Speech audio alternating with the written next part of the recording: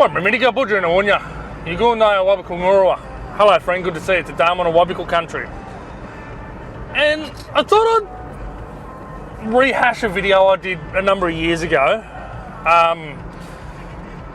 And there's something I still get asked quite regularly. Is why did I buy the Pajero? What actually made me want to buy it? When I could have bought a Land Cruiser or Prado or Patrol or something, just anything else. It's what was it about this car that made me want it? So I want to talk to you about that today, and I want to talk about what it is that's made me, since actually owning it, decide that I never want to get rid of it. So yeah, that's going to be the topic of today's conversation. As you can see, I'm just out having a bit of a cruise at the moment in Munmore Estate Conservation Area. I was getting some cabin fever, as you would have seen in last week's video. So I'm just out having a cruise around, and yeah, just thought I'd do this video while I'm out here. So what is it that made me buy this car? What was I looking for? And what was it that actually ticked all those boxes and said, yeah, this car's coming home with me? So, look, to start with, I was looking for a car that predominantly it's got to be a family car, because I've got to be able to take my wife and son around in it. I've got to be able to do our groceries, go down to Sydney, see my family, things like that. Take friends, family, whatever around in the car. That's always a priority in any car. And that's why, to start with, I opted for a wagon rather than a ute. Because, yeah, I just feel, for me, a wagon was more practical. So that's why, yes, I was looking at Land Cruisers, Patrols, Prados and all that. And I ticked all the boxes on Marketplace and whatnot, looking through to see what there was.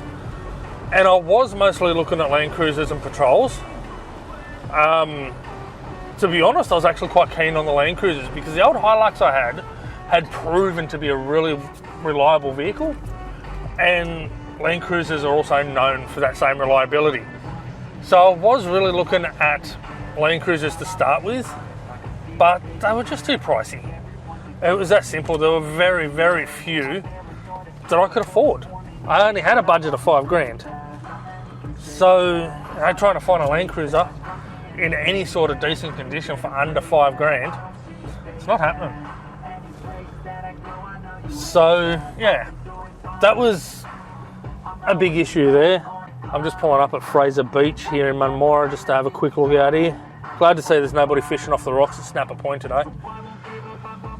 The last model of vehicle I actually intended to look at was a Pajero. See, I had a friend at the time who owned exactly the same, and hers was a GLS model, so the next trim spec up from mine, but it was the same year model, still V6 petrol, 2000 to 2002 NM Pajero, same as what I ended up getting. And she was having a lot of clutch issues and diff issues and things like that. And I'm like, it just looks to me that these cars are full of problems. Just going off hers. So I wasn't going to buy a Pajero. Eventually one of her friends recommended a couple to me, and they were Pajeros, because, they're a good price point, and yeah, they're a value for money car. He recommended a couple, and I said to her then, given the issues you've had with yours, I kind of don't want to buy one. It's just, look, overall it's a good car, it just needs work. So I thought, I'll go and have a look at these ones. I contacted another mate of mine at the time that was a mechanic, Ross Gubber. If you're ever watching this, hit me up, say hi. But yeah, I hit him up, and he was a mechanic, was working with NRMA when I first met him, and I asked him what he thought of the Pajeros, and he said, look, they're a good four-wheel drive, they're capable, they're pretty reliable. So coming from a mechanic's point of view, it was a car that was pretty decent. So yeah, I ended up opting out, okay, I'll go and have a look at these couple. And I'd had a look at a Prado, and it was a 94 Prado that the guy wanted $5,000. Apparently he'd just knocked it from 9. But when I went to engage 4H, or four-wheel drive, the car didn't move.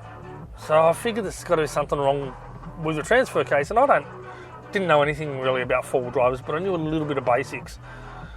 And this is what the mechanic mate and that had actually told me, is make sure it goes into all modes of four-wheel drive. So the Prado just wasn't doing what it was supposed to do. Next car on my list was this, the one I actually bought.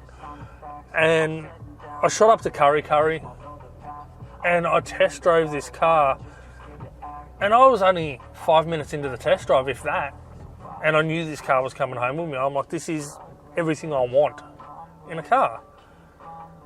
So what told me that? Well, as we just discussed with the transfer case and engaging four-wheel drive modes, pulled over onto some dirt, I engaged all modes of four-wheel drive, and it jumped straight into all modes of four-wheel drive. That part was perfect.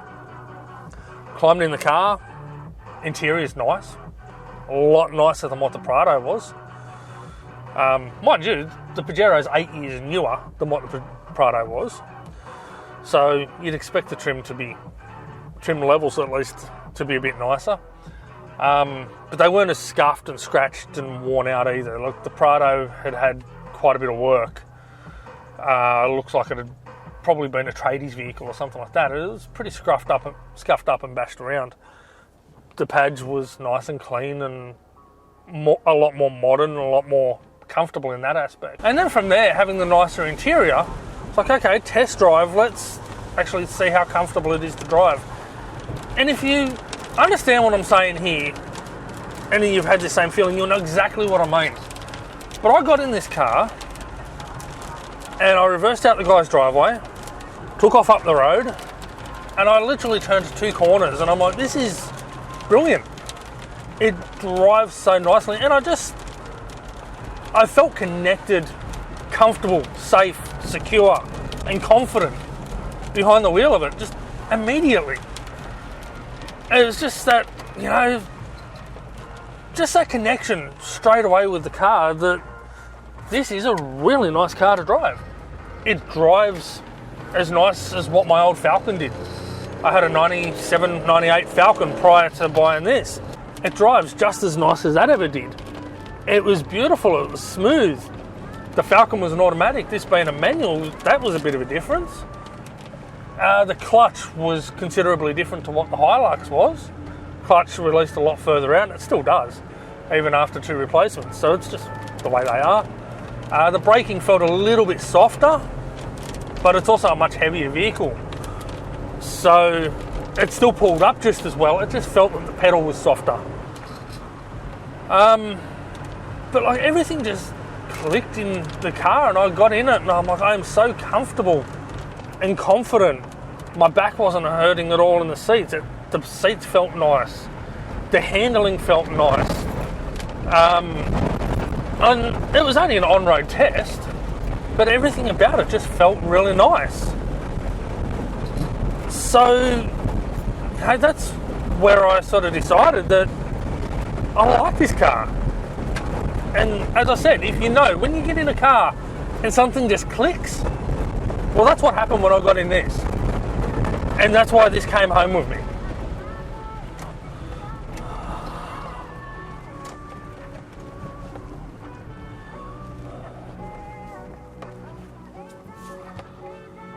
Yes, so literally I just climbed in this car and something clicked.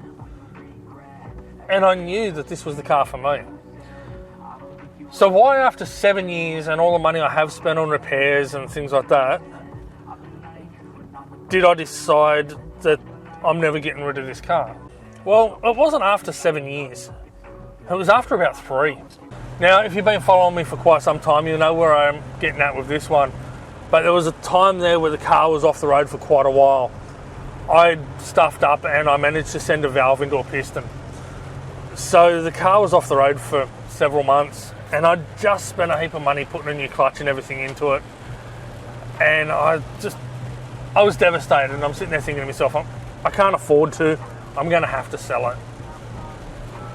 Then I sat back and I watched Love the Beast with Eric Banner, talking about his XB Falcon Coupe and how he crashed it in the Targa Tasmania, and how that was like him and his mate's campfire, how that car meant so much to him. And that's where I realised how much this car really means to me. And that's where I decided. So it was only 3 years into owning the car. It's been 4 years since, and I still agree with that. I'm never getting rid of it. My dream for this car would be to do a complete and utter ground up rebuild. It really would. To do a complete and utter ground up rebuild on this car, just strip it right back to bare metal, get rid of all the rust, all the dirt, paint, everything else, and strip it right back to be literally bare metal and start again, replace every nut and bolt in it.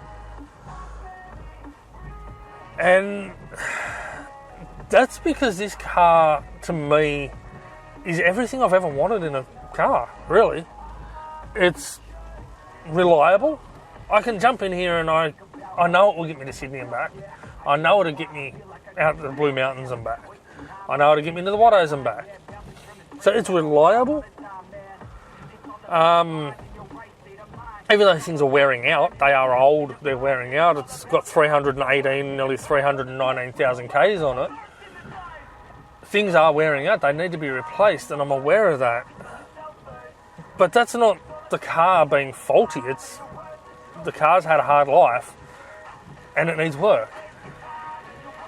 So, yeah, it's a lot of people turn around, oh, it needs too much work now, let's just piss it off. Well, I don't want to.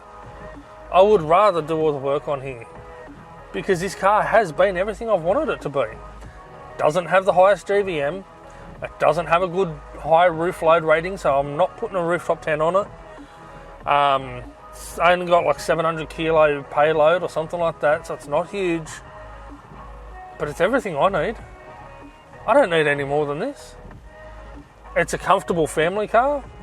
If I do end up doing a rebuild, I'll probably make it a 2-seater rather than a 5-seater, and I'll get it properly registered at that.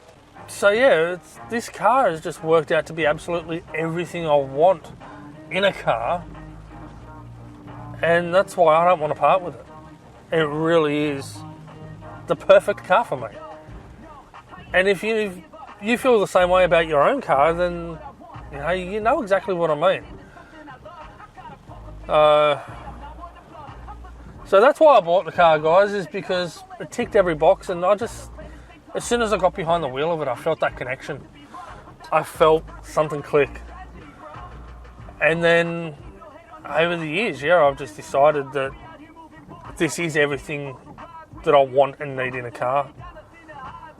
And I don't need any more. That's why I'd rather rebuild this. Or if it came to a point where I can't rebuild this, I'd buy another one and rebuild that. So yeah, that's me, guys. That's where I'm at with this. Why I bought the Paj and why I'll never get rid of it. Alright, if you like this video, please remember to leave a like. If you haven't subscribed already, please do so. Yama Bujiri Murugu. Walk a good path. Yano. Goodbye.